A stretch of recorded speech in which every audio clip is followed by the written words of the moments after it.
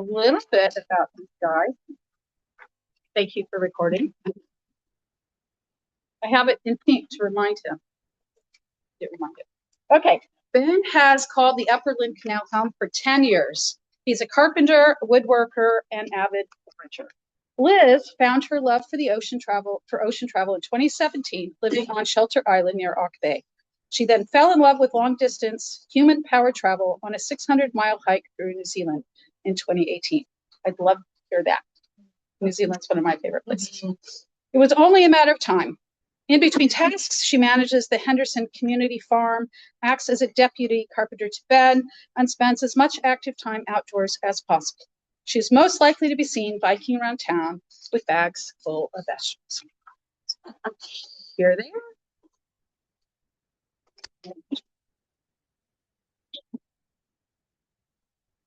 Oh, thanks so much, guys. This is really fun.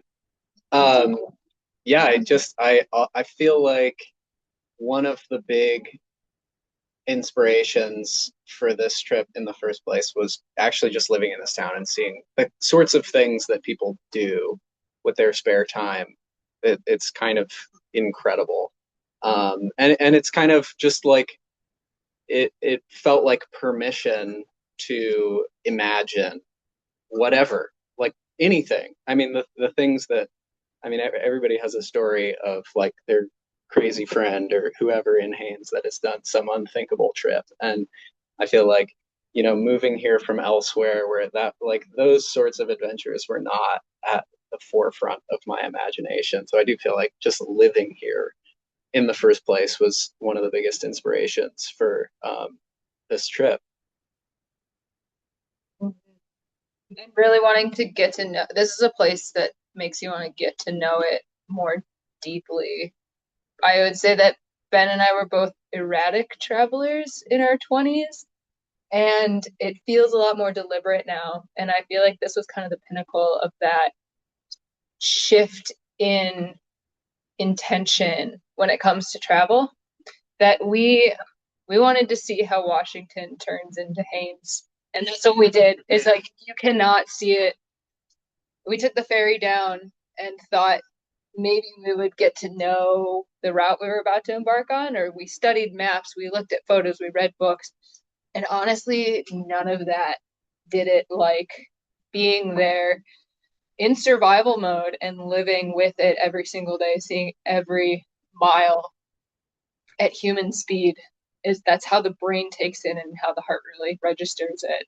So this has changed my perception of living in Haines and living on the ocean here. For sure. Yeah, for me, the very beginning of wanting to see the Inside Passage was in 2015. I was working out at Glacier Point and as a guide out to the Davidson Glacier. And, of course, from there you can see all the Chilkat Islands and you can also see Kochu Island. And, I wasn't an experienced kayaker or a kayaker at all at the time.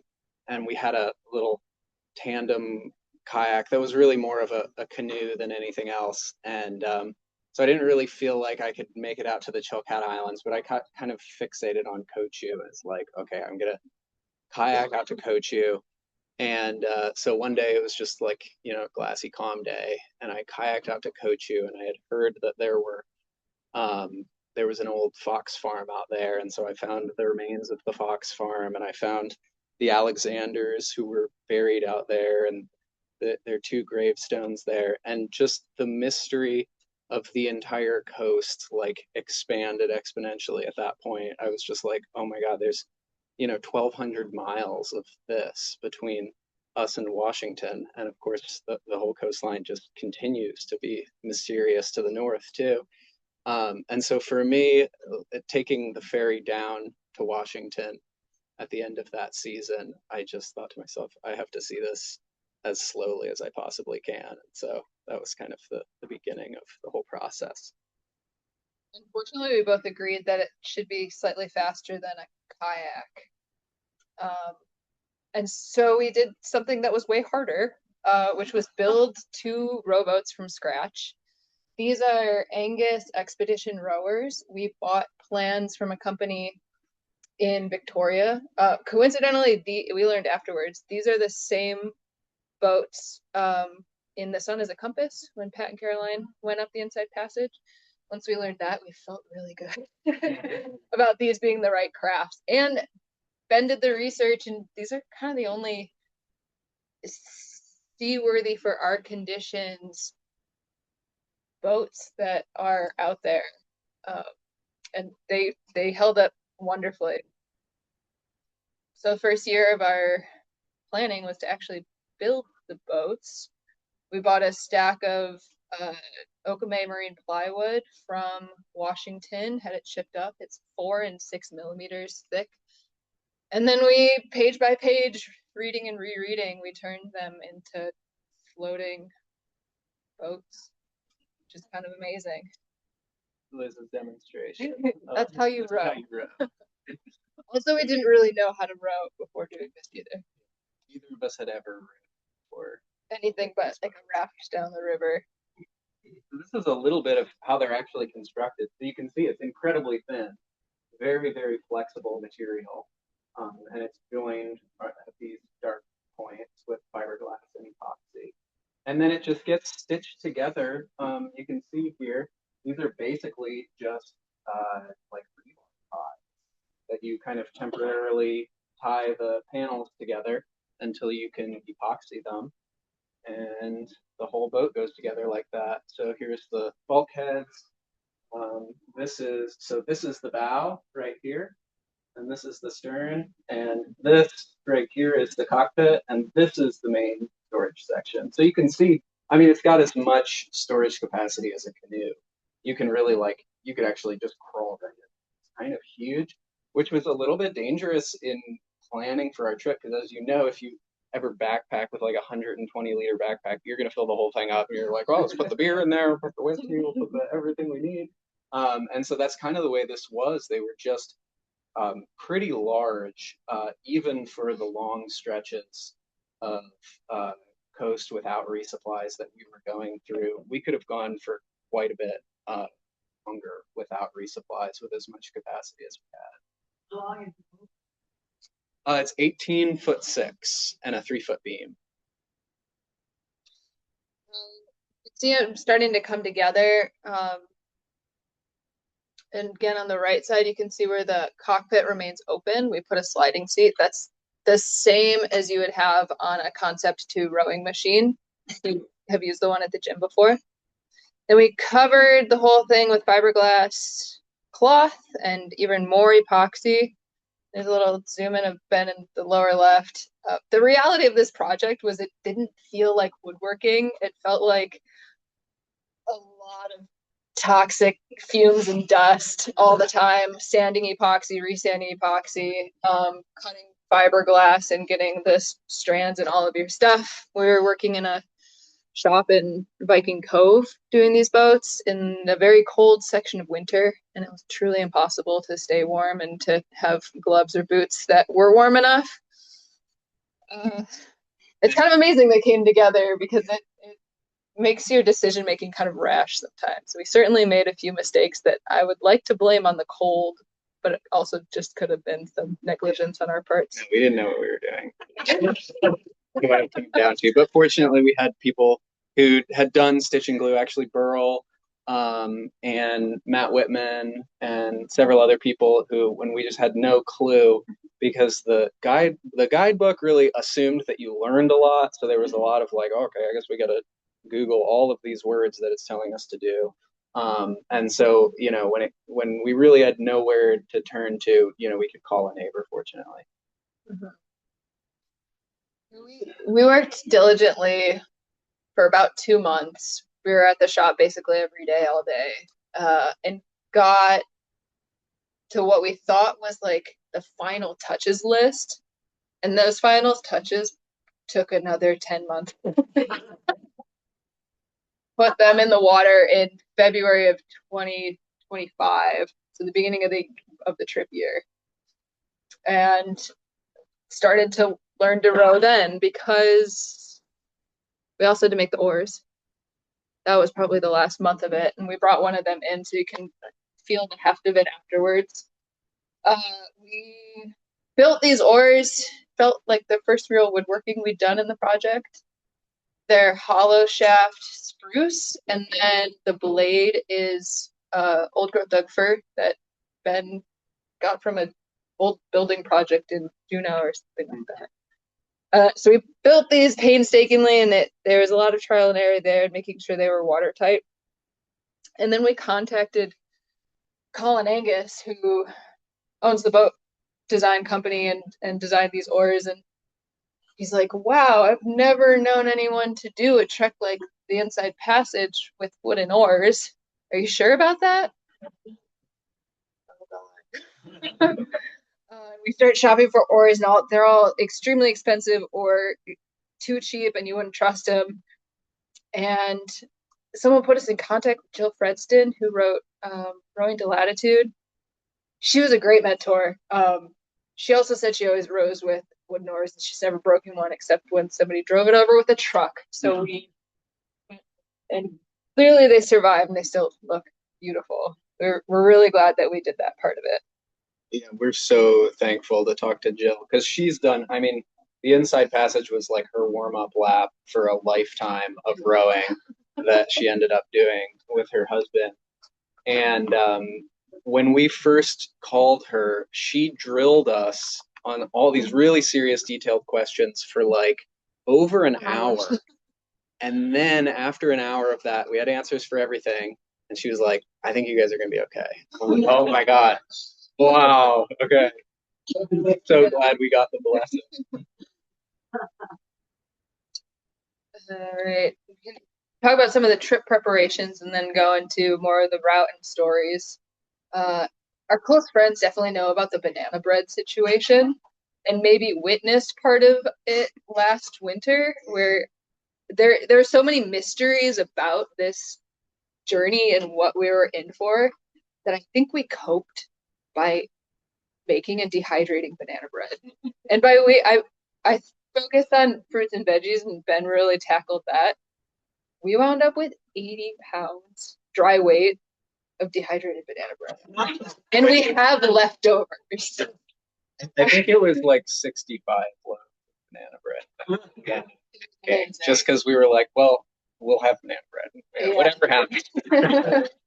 This is us unpacking a box in Ketchikan that was 100% Lego bricked banana bread, and I think it came in at 15 pounds or so.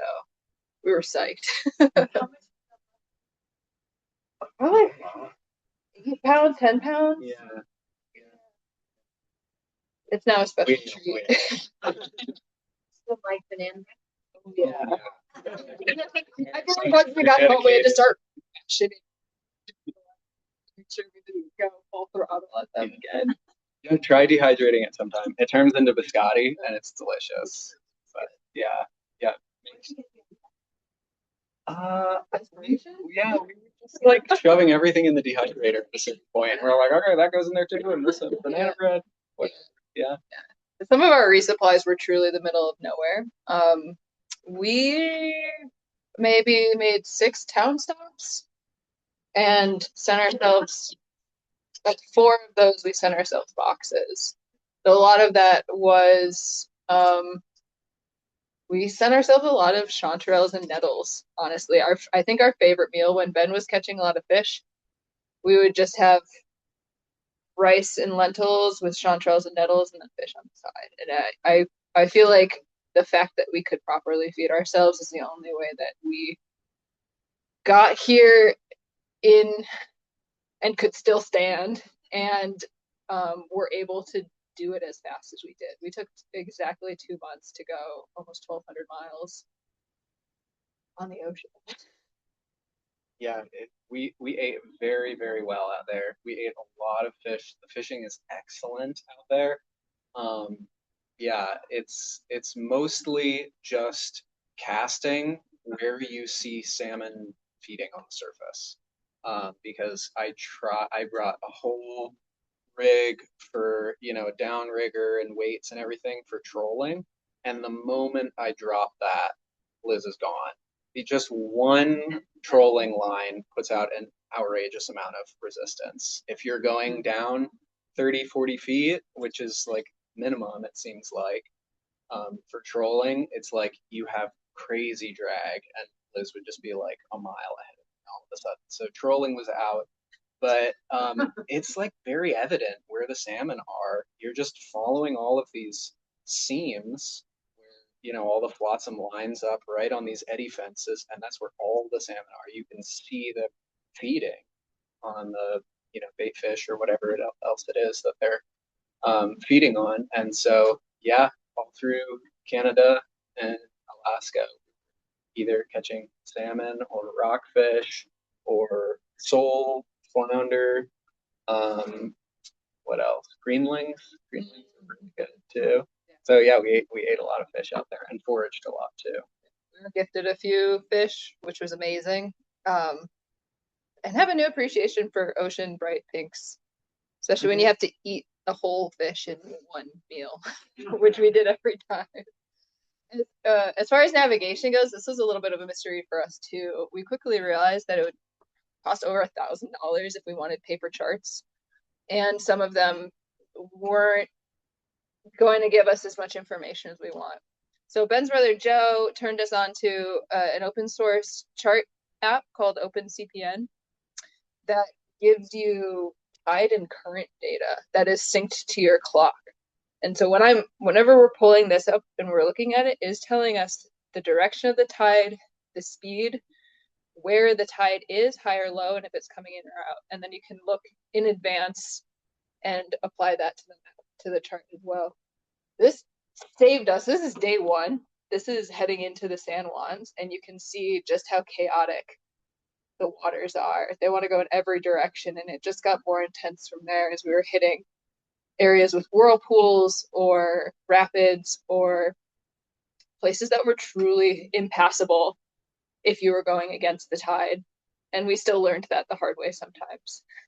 And also, I mean, the one thing that we really appreciated about, you know, having these is that, you know, we both learned to row and paddle, and everything we know about, you know, small ocean going vessels is in the Lynn Canal. And it's like when the tide's coming in, it's going north. When the tide's going south, it's going south. But that doesn't happen anywhere else. We didn't know that. It's like absolute crazy town everywhere else where there's like, you know, I mean, who knows what's happening down there, but you really have to have charts because you can't fight it in so many places, and especially like the north end of Vancouver Island, the Discovery Islands there.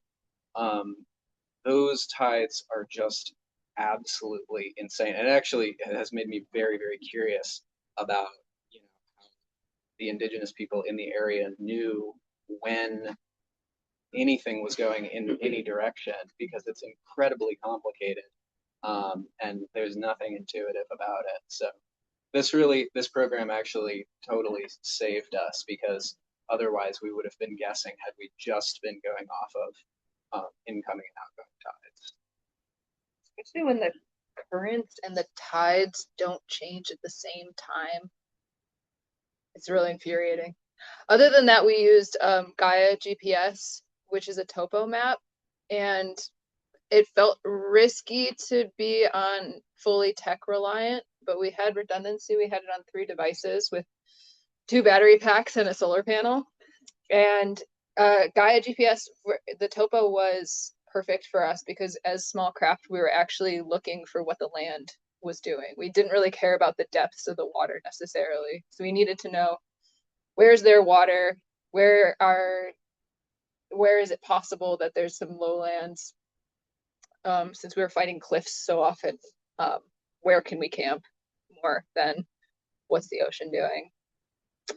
And at the end, if you want to look, we have, it's kind of hard to take in the whole journey on small maps, but we have one, thank you, Deb Marshall, one full-size map with all of our campsites and our route on the table here if you want to look at it afterwards. So this is day like night 2, I think. So we're in the San Juans there. We had just crossed over into British Columbia. So that's on Saturna Island right there. And there were randomly like wild goats all over the island. That was something we immediately noticed. This was kind of the beginning of a pretty populous section. So, Vancouver Island and that section of British Columbia is really kind of like the California of Canada. There's just people really everywhere. And honestly, the most challenging part of that, besides the tides and sharing, the water with shipping lanes and, full size barge traffic, is,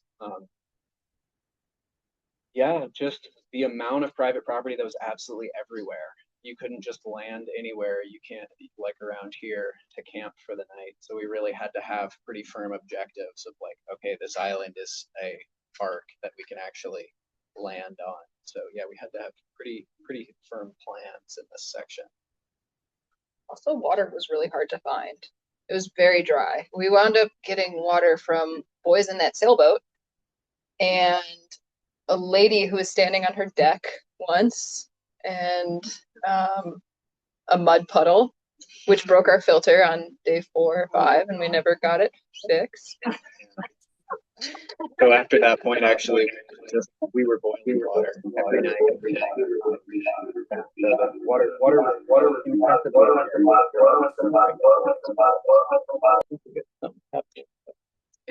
Everybody just had a mic on. Okay, gotcha. We hit the ground running too out of Bellingham. Backing up a second, we got off the ferry. We carried all of our stuff down the street to a sport ramp and launched. And I think we did 16 miles the first day, which was about twice as much as we'd ever rode, ever, because we had such bad weather here. We couldn't really train on anything but a rowing machine. This is a photo from Maud Island, which is just maybe 8 miles outside of Nanaimo. And this is a story that we've been unsure how we would tell it, but it was a really pivotal moment. And this was maybe day 7. It was certainly the first week. It was within 150 miles of starting. And this was some of the worst decision making on our and the most dangerous conditions that we'd experienced. We resupplied in Nanaimo and spent a night at a campground, and then left early afternoon in some protected water and couldn't really tell what the weather was doing out there. But we nosed out into it anyway to check things out, and we can turn back if we don't like it, which we both learned how stubborn we are and how frustrating unknowns are when you're trying to decision make, especially as a pair, because you don't really have any way to say why you have reasons for something or another. So we get out, and fortunately it's a tailwind, I guess, but we've got heavy boats, the resupply. We're headed north towards Maud Island is our destination, because we're about to make this big crossing the following day on the Strait of Georgia, which is another raucous piece of water. And the seas are building, and we're kind of being quartered with 4 and 5 foot seas, and there's nowhere to land. And we can't even get close enough to shore to inspect anywhere that might possibly be somewhere to land.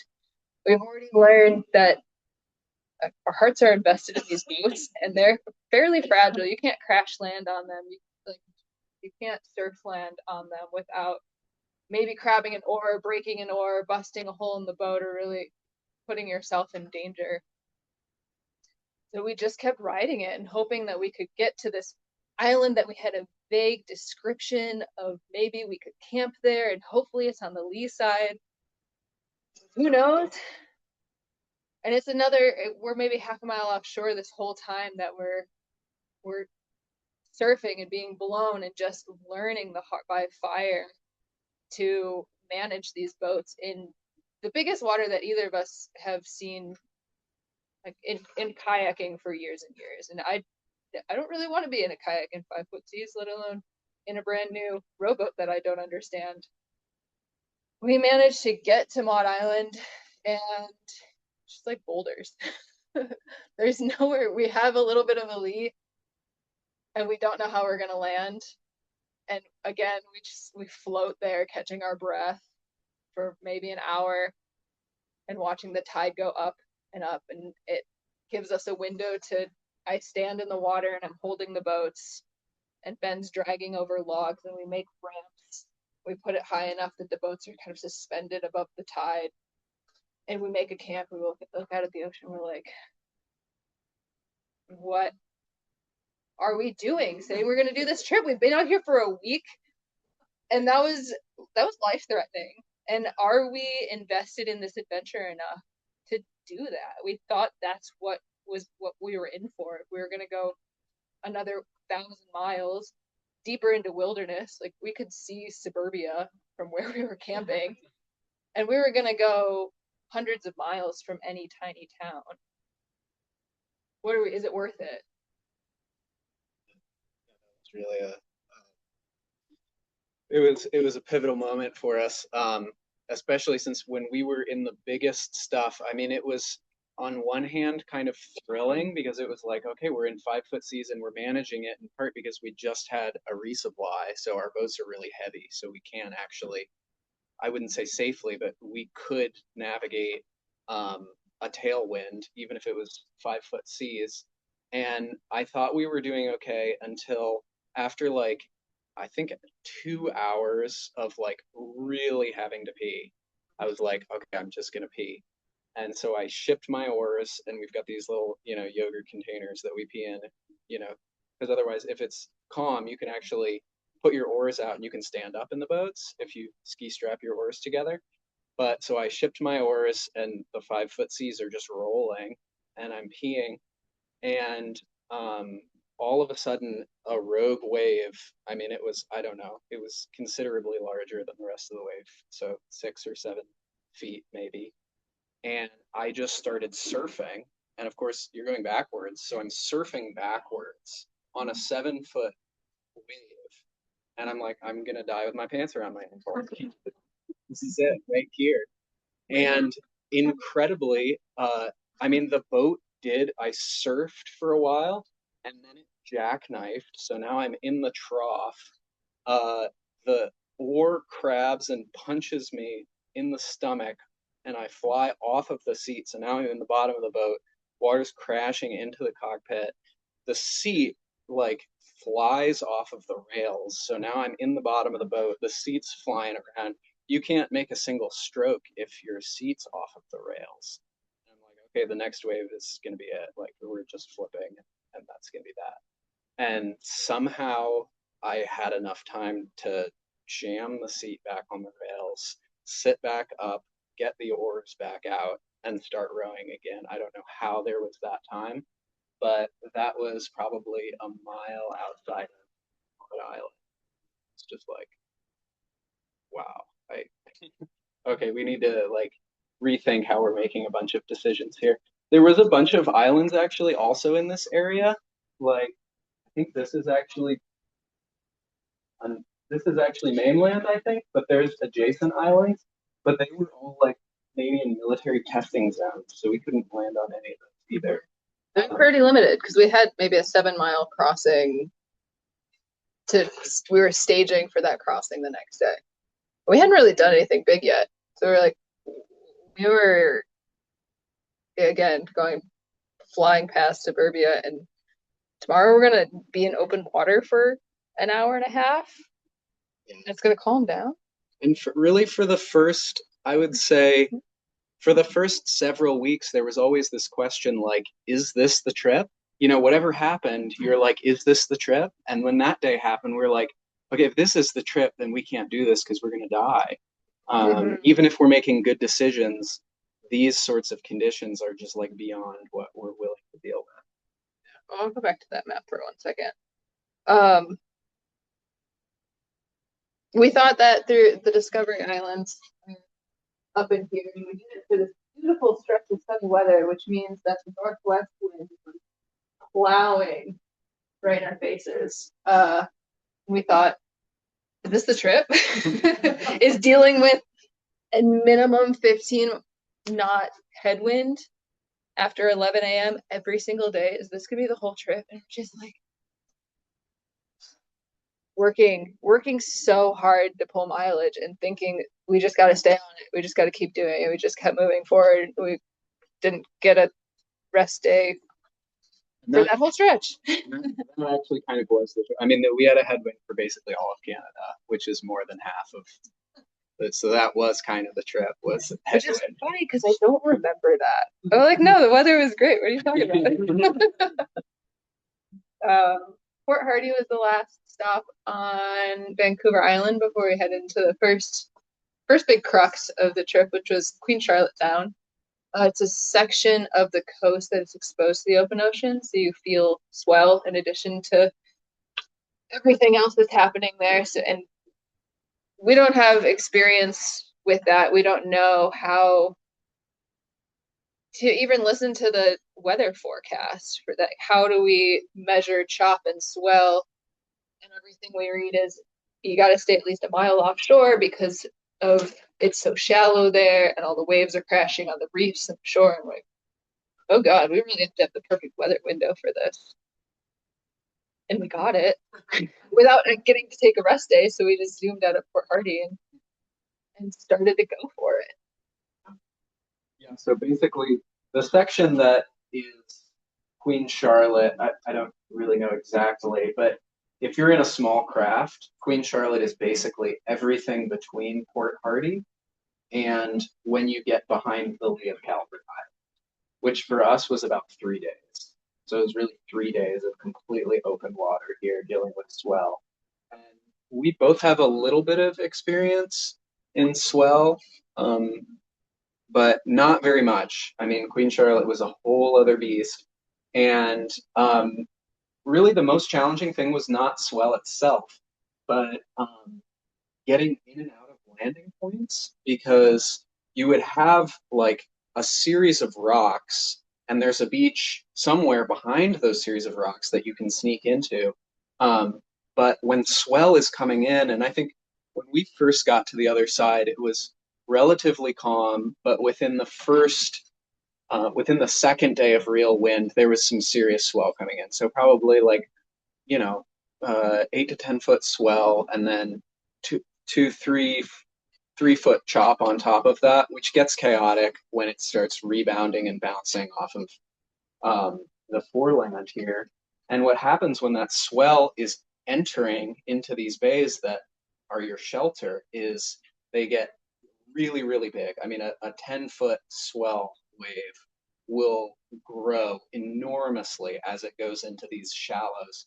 And so we were just sitting there looking at these sets just exploding and roaring into these bays. And it was like, okay, we'll go to the next one. And then you row for another 5 or 6 miles, and the same exact thing is happening on the next one and the next one and the next one. So we ended up just having extremely long days until we could find a bay that was positioned in such a way that that the swell wasn't just like roaring into them. So yeah, it was a really it was a challenging section and pretty scary. I'm sorry I can't see you to these couple of photos here. That's Paul on the far right. We met him south of Port Hardy, and he's a legend. He is one of the first known man to paddleboard around Vancouver Island. That's what he was doing when he met him. He's in his 50s or 60s or something. Yeah. He was hauling. He was doing 20 to 30 mile days. It was really a treat to get to meet him, and we kept in touch long enough to know that he made it, and he was safe. We were really happy. And we're both obsessed with shell middens, but Ben, you can talk about. Oh yeah, this was I think one of the first shell middens that we came upon. Really, in this section south of Bella Bella, this is Fitzhugh Sound here. This is Hunter Island. In this section in particular, it was just bedrock. There were no beaches. There was absolutely nowhere to land. But the only place that you could land were these shell middens here, and these are actually just the shells of people having eaten bivalves in that exact place for 10,000 years. And that's the only reason there's anywhere to land for about 100 miles right here between Namu and Bella Bella. And so there's numerous of these beaches where, it's just bedrock absolutely everywhere. And then like 5 or 6 feet deep of ancient shell middens. Here's a photo of Queen Charlotte, of an island in Queen Charlotte Sound. This is early in the morning when it was still very calm, but I love this photo because you can see how the trees are reacting to the conditions that are there. You're getting a lot of west wind, and everything is kind of shaped like that. And this is an example of one of those beaches that we found shelter in. The sand was as fine as gypsum. It was pulverized by the ocean here. And you were in a pocket, so you'd have a narrow opening and then a big wide beach. There were some fortunate to land in. And a beautiful quillback rockfish. This is pretty much our cooking scene though. Oh, yeah. I mean, we didn't even use one canister of gas on the entire trip because we cooked everything on a fire, just like this. Even when it was raining out, we just set up a shelter and managed to find some dry branches. Yeah, it was incredibly efficient and cooks really fast. When we had rest days, we basically had a fire going all day, boiling water, boiling tea, constantly eating. And it was dry. I think I counted 4 full days of rain and 4 half days of rain in 2 months for us. And we were such whiny little wimps on those days it was raining. We're asking ourselves, we're like, if this had been different, would we have made it? Because the sun was really harsh. And I know it's painful to say that when we live here. The sun was hard. The sun was hot. It was 90 degrees in Ketchikan. And full blazing sun on pavement was like, it was brutal. We were doing siesta schedules just to get out of the heat sometimes when there's no shade. It was kind of like when it's like 0 and the wind is blowing here, because if you had any exposed skin, you were just going to get like sun poison. At one point, I got really sunburned on a little space in between my gloves and my long sleeve shirt. And it was just like, I cannot believe the sun right now. And in part, that's just because you're getting all the reflection off of the water too. After Queen Charlotte, we went to very, very interesting land formations. They call them the reaches. Super narrow passageways. We had to maneuver the currents often. And the fact that there was very few places to land. It was very cliffy. The narrowest that it reaches in Grenville is a 1/4 mile wide. You're thinking about very long gun barrel stretches of water and land. 100 miles or so. Yeah, I think it's 100 miles. Yeah. One week after another. So yeah, this is kind of it's a really wild section. There's really no towns in this, as you can see. There's, basically no towns between Bella Bella, which is way down here off the map, and Prince Rupert, basically the border here. So yeah, you're going through these places where, there's a lot of abandoned buildings. This was on Princess Royal Island. It's an old abandoned logging / cannery. This was the cannery building of Dale, but there's just nothing there anymore. It's totally abandoned. Except bowling. There was bowling pins in there and a bowling ball. We went to that building and we bowled for a while. But yeah, there just a couple like cool little. Ben. What's that? Oh yeah. There's a couple cool fun facts there. If you can see Princess Royal Island, there is 1 in 3 bears there are glacier bears. So there's a ton of white. Oh, spirit bears? Spirit bears. Okay, the white ones. Right.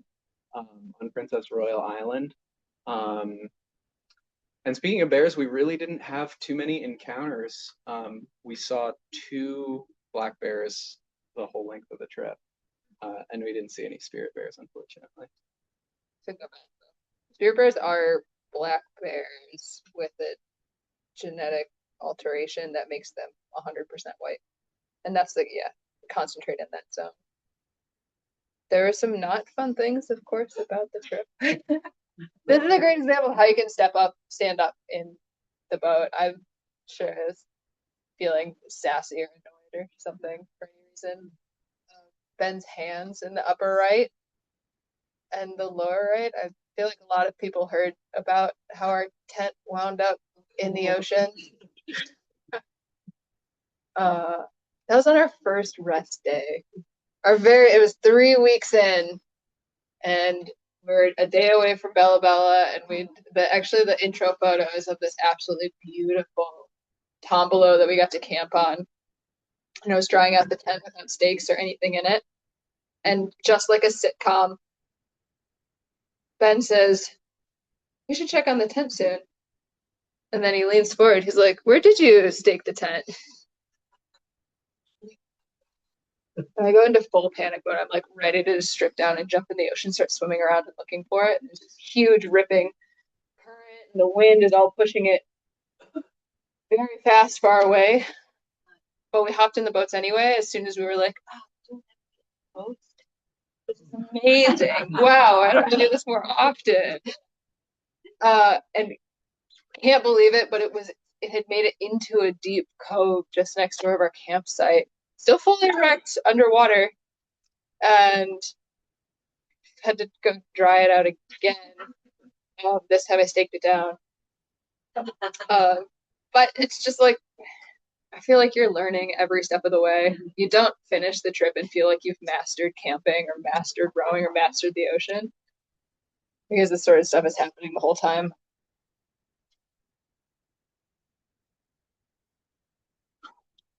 So this was Prince Rupert was kind of our first culture shock. As you can see here, there's this huge, shipping container loading port here. When we came out of Grenville, it was really wild there. I mean, this same morning when we woke up on this one island, we left. We left camp really early in the morning because of the tides. I think it was like we left camp at 5 in the morning, and it was just, everything was in this cloud, and we were rowing into the cloud, and there were wolves howling literally through the mist off of this island that we had just come from. And then the rest of the day was just wild. I mean, we were rowing next to where the Skeena River was putting out. And so there was an incredible amount of salmon feeding on these eddy fences everywhere, and a ton of orcas too. So we were seeing lots of orcas, wolves, salmon, and then all of a sudden we get into Prince Rupert, and it's like, oh my gosh, wow, there's a whole city happening here. Um, so yeah, it was a little bit of a culture shock. We had no plan for where we were going to camp or what we were going to do, but it turns out that I don't kind of like Juneau and many of these other wilderness cities. If you just cross the channel in front of town, it's like the howling wilderness right there. So that's what we did. Had a good resupply there. We do really hope that Prince Rupert makes it back on the ferry line, because there are a lot of very cool it would be a very cool launch point to start there and do other boating trips in the area.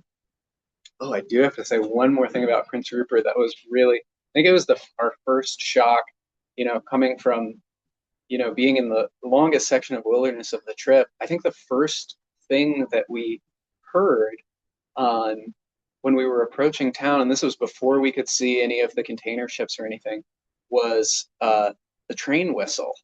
Because Prince Rupert has a train too, which is so weird to row up to, the middle of the wilderness, and here's like a 400-car train or whatever right along the coast. Was truly a little bit. Maybe it's better. Okay, never mind. Well, Dixon Entrance is another crux here. It's exposed to the outer coast for a significantly shorter time than in Charlotte Sound, but you're dealing with the same thing. You really have to nail your weather window. You're gonna put up with swell mixed with chop, mixed with giant outflows from inlets. Portland is the longest fjord down there. It goes up in Hyder. It's 100 miles long. Oh, that's gonna spew out and suck in twice a day. And we nailed it. we didn't get to rest at all, but we hit the Dixon entrance in the calmest weather of the entire trip. However, it's also when there was an earthquake in Russia, and if we looked hard enough, we could see Asia because we were looking out of the ocean. We don't have any service until we maybe catch a blip from some maybe Matt LaCalla, like sorry. How did you know they were there? We got a blip of service. Maybe somebody had a cell booster on a fishing boat. We're just getting messages from everybody like higher ground, higher ground. There's no higher ground. There's tsunami is supposed to hit at 10 p.m. tonight. We're like, do we take this seriously? Like, what do we do? Do we put our boats in a tree, or do we just start walking? I mean, we were on Cape Fox, I think, when we first started getting the message. If you've been out there on the Dixon entrance on Cape Fox, I mean, it's like as flat as it can be. You know, there's mountains in the distance somewhere, but it's like there's absolutely nowhere to go in terms of higher ground. And so we were like, okay, well, probably being in boats is better than being on land at this point. So we just kept rowing like nothing was happening. We wound up on what we called Private Island, which is the spot. It was also a huge shell midden. And by the next day, we had actually received all those messages a day late. So we had survived the tsunami without realizing it. And we do think we saw it. It was so calm that we took this huge sweeping turn instead of following the shoreline across Portland. And in the distance, we're kind of freaked out. We're like, we see this thing in the water and we don't know what it is. It feels ominous. And we're going towards it while it's moving towards us. We get there. It's like this 3-inch, miles long ripple in the water. And they're like, we just watched the tide change. That's so cool. And then days later, the tsunami warning comes. We're like, I think I saw the tsunami. Yeah, we went right over this thing. I guess that was the first tsunami warning while we were out there. Yeah, so this is where we diverged a little bit after Ketchikan from the ferry route. We really wanted to see Prince of Wales, and so after we left Ketchikan, we went over to Prince of Wales side of things, which I guess is a little further. Oh, I guess we kind of cut Prince of Wales off a little bit. But anyways, we followed the east coast of Prince of Wales all the way up, saw a bunch of yellow cedar, and took some long walks on the road system out there, which was really cool because turns out you don't really walk that much when you're on a trip like this. So it was cool for like a little bit.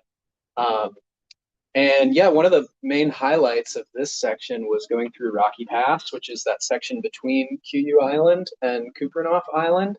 And it's this crazy intertidal, very, very shallow section of water where the tides just absolutely rip through. And so you really have to time it just right. And yeah, I think the hardest part about timing that right was we had a huge amount of wind that was blowing through Sumner Strait there south of Kupreanof. And when we were looking at our at the NOAA forecast, it was like only going to get bigger. And so we crossed Sumner Strait really at the last moment that we could have before it got really, really big for like, I don't know, 4 or 5 days. We would have been waiting a long time and just kind of threaded the needle there. But yeah, Rocky Pass is really a treat. And I think my favorite part about that was just the sheer number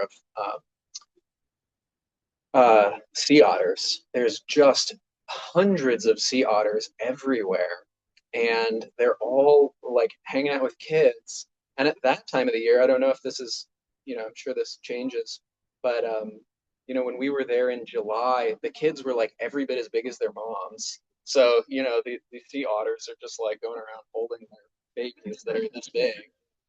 It was amazing to see them uh, in their own environment. And I'm convinced they have a language because they're always talking to each other constantly.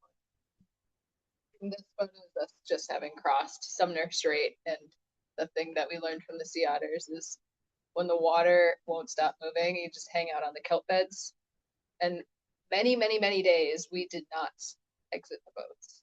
We would be in the boats for 8 to 10 hours straight. I don't feel like we did too many 10-hour days, but we would have all of our food there. We would just take breaks, floating breaks, kelp breaks, drifting breaks, whatever, to eat and hydrate and reapply sunscreen or whatever to do. And then we stopped in Cake. We made some wonderful new friends, thanks to Elsa. Put us up in their sailboat, and we waited out a lot of rain and a lot of wind before embarking on what is kind of the last crux, if you don't count the Lynn Canal as being a beast. Frederick Strait, we had to cross it, meant we were in an open crossing for 12 miles, preceded by a 4-mile crossing and followed by another 4-mile crossing. And we got the best possible weather, as you can see. And a 4-mile or 12-mile crossing takes like 3-4 hours, and it's a long time to not see land, to really have no reference points. And also, when we left Cake, this is a picture of us leaving Cake here. There's something about that area that it tends to hold on to fog, except for it's not just normal fog, it's like really, really shallow, super bright fog. And you can't see anything in that. We were like right next to the shore in this photograph. And you literally had no idea which way you were going. I mean, here we were rowing almost all day out of Cake on a compass bearing because we couldn't see the shore that was right next to us. And that also happened after the Brothers, which was the islands that we landed on in Frederick. The next day, Frederick Sound was completely just like this, just tons and tons of super bright fog. And so we went into it because it's, as Liz was saying, it's only a 4-mile crossing. And we could hear outboards out there.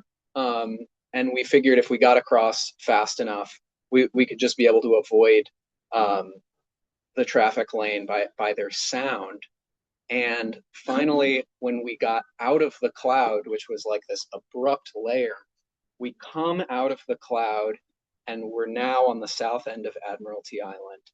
And it must have been, 3 or 4 minutes after we got out of the cloud, here comes the Disney cruise ship. Hadn't blown its foghorn at all, just absolutely hauling through where we had just been. Smokestack fog. It was outrageous. I mean, we got so close to just being absolutely reamed by the Disney cruise ship. So yeah, that was funny. Almost positive. I don't know if they know if they hit us, to be honest, for a boat that big. Probably. Probably not. I don't know. You're so low. We're so low. But this is that same day. This is also just a little mechanics of how the boats move. But this is moving through that fog on the other side of Frederick. So it is a full body workout. We definitely moved our legs more than if we were in a kayak, and had a lot more power and a lot more speed. A lot more stability. Yeah. Cool. Yeah, Ben was always ready, and I was always waiting. After, oh wait, no, we did, the Oliver Inlet Trail. Has anybody ever wondered about that? Thought this seems like a good idea. How cool would that be? We went back and forth, and we decided to diverge from the ferry route one more time, and instead of going on the outside of that skinny arm is the Glass Peninsula, and thereby take Stevens Passage up past Juneau. We went up the Seymour Canal and then did the Oliver Inlet Tram, which is photoed here. So this was built like 60 or 70 years ago because hunters wanted to get into Seymour without having to take 60 miles all the way around. And then the good hunting is actually at the head of the bay. So it's like a 120-mile skiff ride if you want to just go hunting. So yeah, like 60 or 70 years ago, some like hunters association down in Juneau got together and put a bunch of these creosote pilings across the muskeg there. And yeah, it's about a mile crossing through the muskeg, and you just pull these incredibly heavy trams up and down these little hills, and you can actually ride the tram, which we did. You know, you ride it down a hill, and then we derailed and flew off and stuff. But yeah, it still works incredibly, and it's getting, you know, a pretty minimal service. I don't know how much longer it's going to be working, but yeah, it's a really cool feature and an amazing way to get through like this otherwise pretty untraversable piece of land, because you really can't walk through this muskeg. You just disappear in there. It's just a mile. Yeah. We ended up going way further because it was a neap tide. And as you can imagine, the head of a 60-mile bay at a neap tide, you're a long way from the actual head of the bay. And so we took, I don't know how many trips just getting to the tram through, you know, like knee-deep muck, just carrying everything and then carrying our boats. And so anyways, the total portage, I think, was mostly in the muck rather than actually on the tram. I think it took us over 6 hours to. We rode maybe 5 miles from our campsite that morning to the head of the bay, where there's a cabin on the south side, south end. We just couldn't make it the night before. I wish we had. And then we did 2 crossings on the tram. Fortunately, the cart was waiting at the end that we needed to. But then there's another walk that you have to carry all your stuff to Oliver's Inlet on the north side. And then there's a rapid to exit Oliver's Inlet to get back into Which was wild Stevens. because Liz just like, she's like, let's go scope it. Because like the tide was about to turn around. So it was either we were waiting an entire tide cycle or we go for it. And it was like a mean looking rapid coming out of Oliver's Inlet. I mean, you could see how much lower the ocean was below and just like dancing water in between. And Liz was like, okay, I'm gonna go scope it. And she just keeps floating closer and closer and closer. And then she just turns her boat around so she's actually facing into it, and she just does it backwards without saying anything. Like, okay. I was gonna see my best friend the next day, and I was not gonna wait any longer to do that. And I just went for it, even though it was the moment of low tide. It was exactly the opposite of when we were supposed to go through there. It worked out. It was wild. It was fun. Oh, Marty just left. That's so sad. She knows she was there. Something I thought about from the moment we started planning this and making it real was turning the corner in Paradise Cove and seeing some of our friends landing and being like, hey, we're home. Like, it brought tears to my eyes on day one. And I knew that we had to do it. I knew that no matter what, we were going to finish it. And then we were going to pull our boats on the beach, and then we were going to walk home. And it would be complete. Little did we know we actually got 3 amazing welcomes. The first one is in the lower left.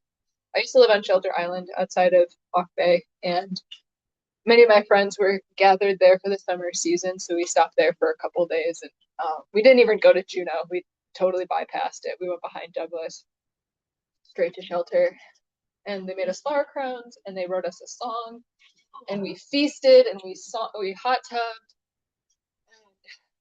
And it was bliss. We kind of felt like we did it. Cool, this is it. Then the night before, the last night, we were on Oh my gosh. Then we just had senioritis as soon as we got into the Lynn Canal because we started like making all of these mistakes like at the 11th hour. And the details of them are not that important, but we were doing some really dumb stuff. nothing like life-threatening. It was just like we almost camped on the south end of Sullivan Island when a ton of south wind was coming in, stuff like that. That was just like, what's happening? So anyways, we ended up um, camping out on a sweet little spot that's just north of Glacier Point. No, south of, just south of Glacier Point, where we had a little bit more protection. And here's a picture of Nora and Marnie and Chico. Yeah, they came out because they were fishing with Greg Bixby, so he dropped them off, and they came out and gave us ice cream sandwiches. This is Liz eating her ice cream sandwich. And so yeah, this is the night before we actually got back into Paradise Cove, which is where we usually keep our boats. And kind of the dream of the trip was to walk home after we landed in Paradise Cove. And so we landed there, and we had some friends that welcomed us, and then we just took a real slow walk back to our house from Paradise Cove, and it was all over. Yeah. Yeah, exactly 2 months. It was incredibly life-changing. I found this quote that I wanted to read because when people ask me to start from scratch and talking about this trip, I'm like, it was hard. It was fun. It was boring. It was everything. But I came across this quote and I feel like some nautical people might relate to this when you've spent extended periods of time, honestly, on land or on water. In person, it's a different world than you can ever look at on a map or a chart. And reading this essay, the author writes, not in any particular moment, but in a cascade of motioned memory, the ocean I'd learned to read on a map began to break free of its grid lines, and I started to sense the incredible capacity of water to hold and alter history. And that's what it was. It was not, the map means something different to me now because we have these memories tied to all these places, and it's deeply ingrained in these names we remember as much as we remember what we ate there and what we struggled with. But I wouldn't have had any of that knowledge with any other way of traveling. Yeah. I think for me too, I have the same feeling about the entire coast in some ways now as I did about looking at Kochu Island when I was first talking about, being inspired to do this trip. I mean, it is such an endlessly mysterious place out there. I mean, every single one of those maps contains, just like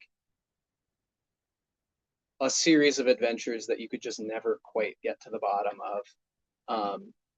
Yeah, there really is many, many lifetimes of places to see on this coast that we went through once. And that's still my feeling, is that we could do this trip 10 more times and have a completely different experience every single time. It's really endless out there. Yeah, we were certainly ready for more. We could have kept going. We would love to take questions. We also really want to encourage everyone to go to a film screening at Chilkat Center at 7 because we're going there too.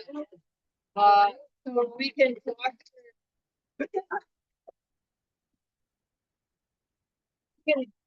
15 minutes, and then 3 minutes to get there. Sense of when the microphone. Yeah. Absolutely.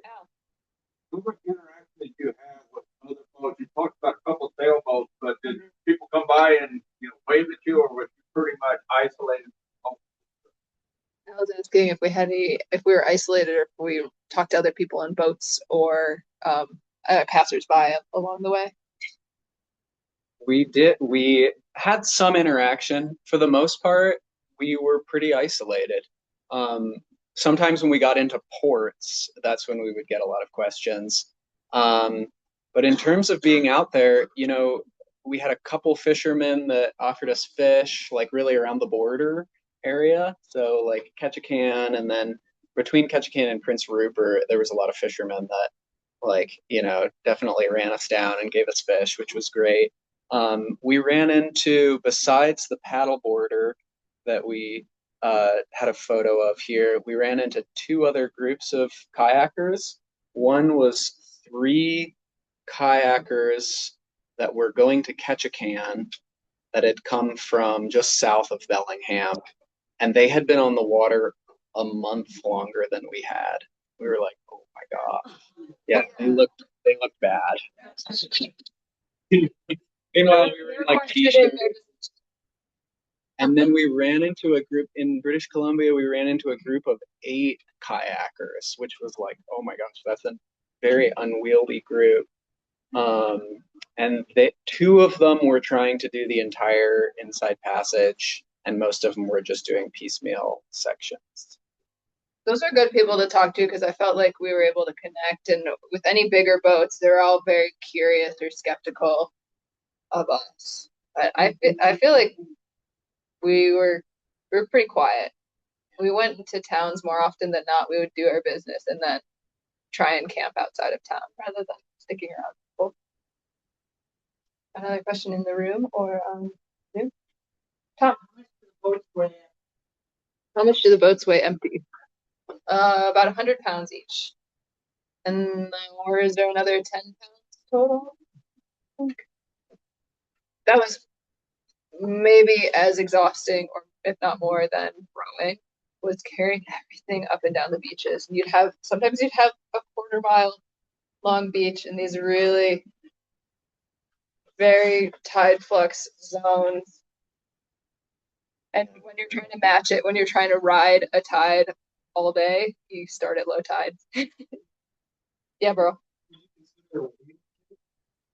Would we consider wheel kit? That's our goal for the summer because currently we can't go boating alone because we need 2 people to carry the boat. So that's what we're gonna try and make something a little burlier than the kayak carts. I would also say that half of the time, or probably even less than half of the time, you could use wheels because you'd be in huge cobble that you could never wheel over, or it was just straight up bedrock. So yeah, I would say once you got into the more glaciated areas, like in Alaska mostly, I think a wheel kit would be more useful in Alaska than British Columbia. Just a lot of thank yous. Yeah, really interested in the bag.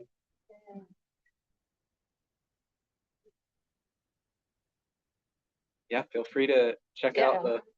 Question about any illnesses or like seasickness or stuff like that? Any food poisoning? I don't know. just Any things like that. illness. We were really safe about water, which is kind of uncharacteristic for me at least. But I did get Giardia the prior year, so I was feeling a little squeamish. Ben got a head cold when we were in the Vancouver zone. That slowed us down for a few days. And otherwise, yeah, we were really lucky to stay uninjured and healthy because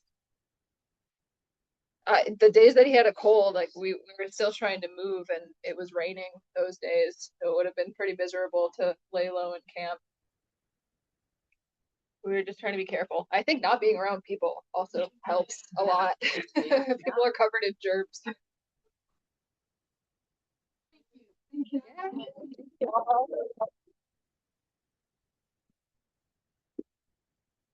Yeah, definitely feel free to check out the map and heft the oars while you're up here. Oh, please do. Yeah. Thanks, Hey, that was Jen. awesome. Thank Can't wait to you. see you guys. Literally. Did you just get that? Yeah. And your friends are coming out. I'm gonna